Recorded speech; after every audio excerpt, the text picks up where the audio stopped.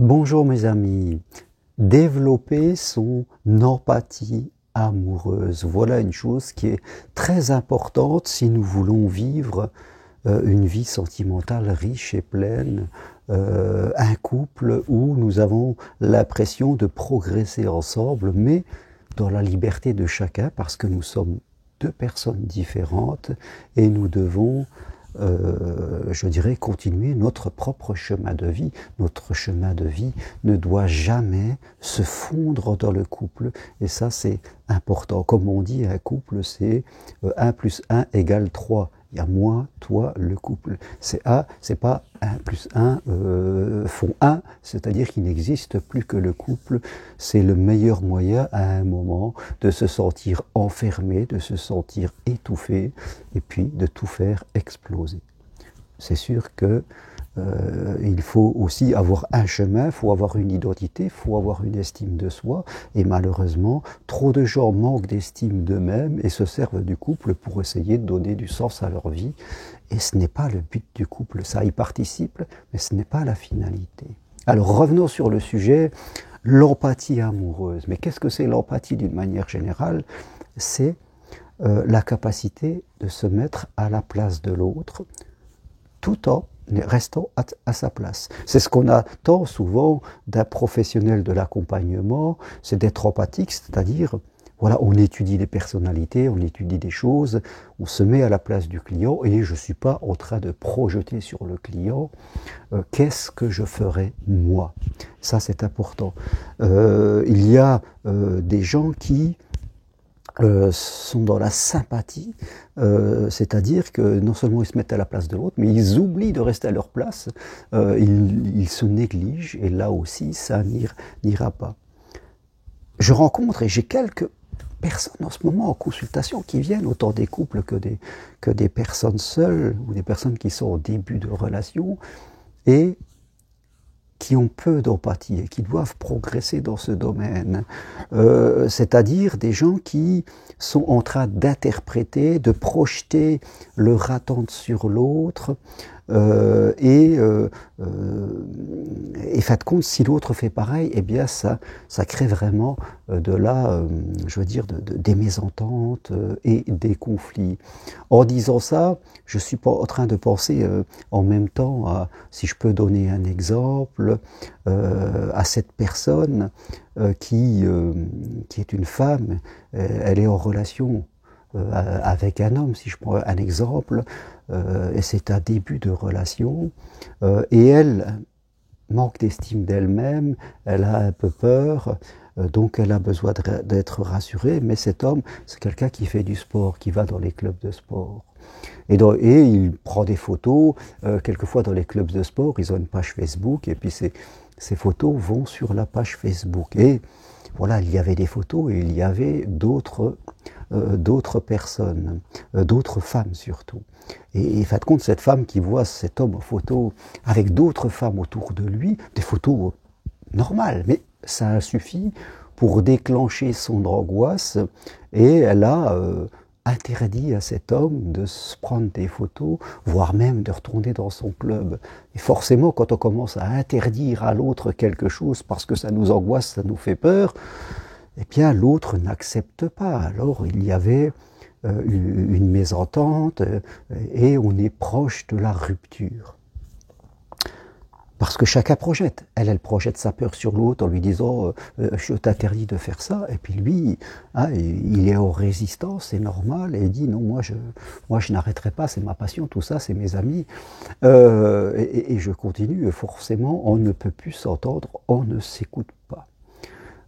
Alors, je dirais, où se situe l'empathie à ce niveau-là? Elle est sur les deux côtés, je dirais. Déjà, cette personne, si elle est plutôt la première dépendante affective, c'est, je dirais, travailler sur soi déjà, ne pas demander au couple de faire des choses sur toi qui ne relèvent pas du couple. Si tu manques de confiance, si tu manques d'estime, donc tu dois essayer de progresser en te faisant accompagner par un coach, par un psy, n'importe quoi, tu dois progresser et ne pas demander au couple ça.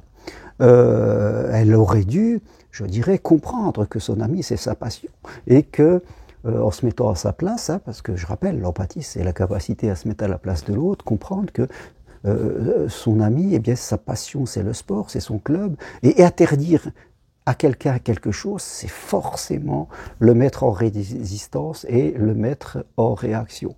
Peut-être qu'elle aurait dû lui exprimer son besoin, qu'elle travaille sur l'estime de soi, elle aurait pu exprimer son besoin, peut-être qu'il ne se mette pas sur des photos avec des femmes.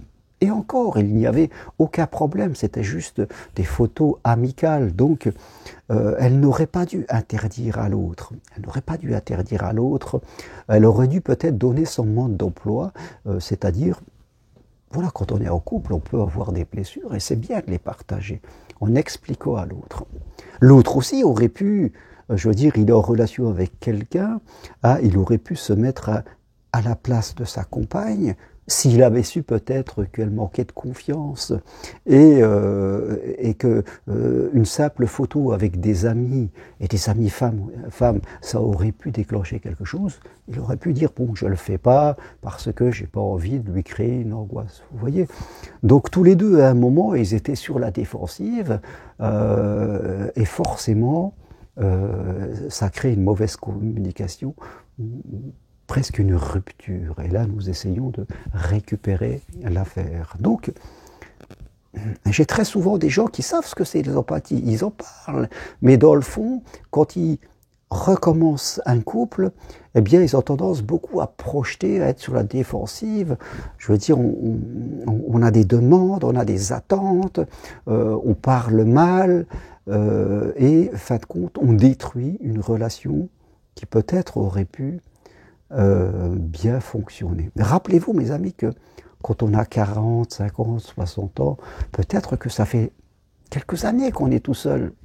Ça fait des années qu'on a peut-être des habitudes et qu'on vit suivant un schéma journalier répétitif. On a peut-être aussi des peurs, des interrogations, parce qu'on a vécu des choses pas faciles par le passé. Donc on arrive avec un désir, mais aussi plein de peur, de crainte et d'attente. Aussi d'habitude et de rigidité à l'intérieur de nous. On est tous pareils. Et quand on est deux à se rencontrer, au début, eh bien, on ne peut pas totalement se synchroniser. C'est important de se laisser du temps. Et c'est à ce moment-là qu'on doit s'apprivoiser. Et c'est à ce moment-là que l'empathie, je voulais dire l'appétit, mais l'empathie crée l'appétit, je dirais.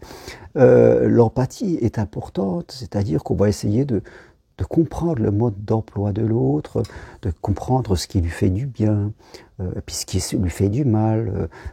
Et ça, c'est important, surtout pour ce qui lui fait du mal, mais ce qui lui fait du bien aussi. C'est important d'avoir cette souplesse d'esprit, de se mettre à la place de l'autre sans s'oublier. Sans s'oublier, nous ne sommes pas des sauveurs. Et quand on est deux à faire cela, eh bien là, on se laisse le temps de traverser nos blessures de l'enfance, de dépasser nos peurs. On va se donner confiance mutuellement. Et là, on va pouvoir avoir un nouveau départ. Souvent, les premiers mois, les 4-5 premiers mois, quand on se rencontre, il faut avoir cette souplesse d'être dans l'empathie, c'est-à-dire de se mettre à la place de l'autre. Et quand on est deux à faire ça, ça va bien. C'est sûr que si vous êtes dans l'empathie, vous mettez à la place de l'autre, et l'autre, il parle tout le temps de lui, hein, il vous oublie, là, vous devrez vous interroger sur le niveau d'évolution spirituelle de cette personne qui a l'air d'être égocentrée.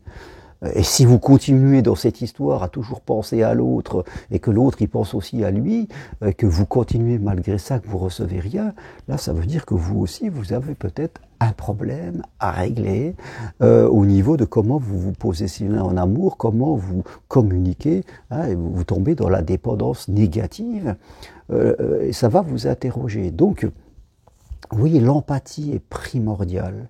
L'empathie, c'est se laisser du temps et se comprendre. Il faut aussi parler et ne pas laisser l'autre deviner votre mode d'emploi, votre manière de penser, ce qui vous fait du bien, ce qui vous fait du mal. Il faut en parler tranquillement, avec amour, avec romantisme. Ça, c'est très important. Si on ne parle pas parce qu'on a peur de déranger, ou que on ne sait pas le dire, ou que même on ne sait même pas d'ailleurs. Je crois que c'est important. Quand vous êtes, vous, dans une nouvelle relation, les premières semaines, les premiers mois, c'est un mois d'apprivoisement, de connaissance de soi, et c'est important de parler calmement et de donner son mode d'emploi à l'autre. Et puis de vous mettre à la place de l'autre aussi, de comprendre le sien.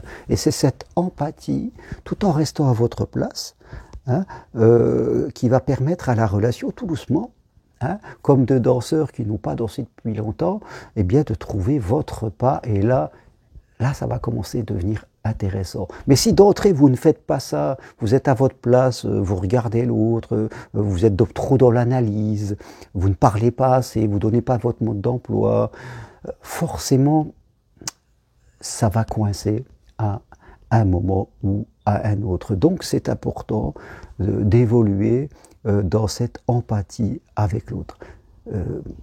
Même si vous vous mettez à la place de l'autre et que vous comprenez ses besoins, bien sûr, vous ne satisferez pas ses besoins à lui comme si c'était lui-même qui le faisait. Vous n'êtes pas lui, mais quand même vous aurez cette tendance à la compréhension, à l'écoute. C'est une qualité d'écoute, l'empathie.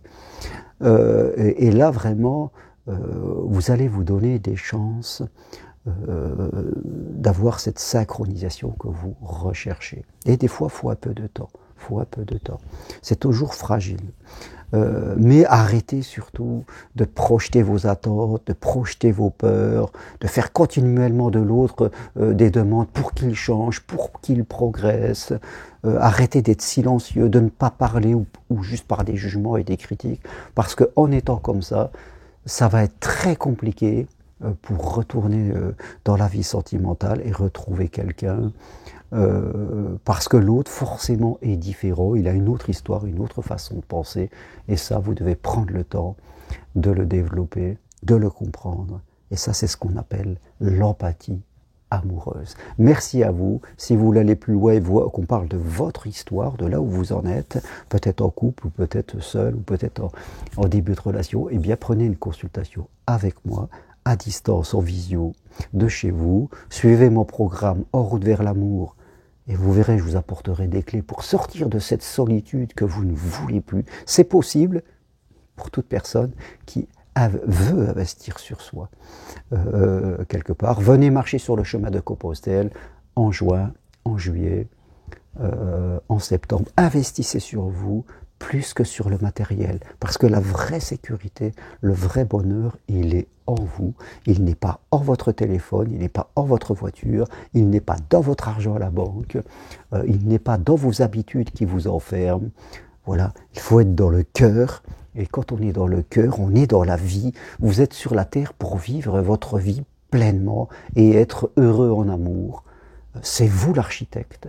Ne vous laissez pas dominer par votre ego, c'est-à-dire votre moi faible. Toutes les infos sur ce que je propose sur mon site germainroncari.com. Merci, à bientôt, au revoir.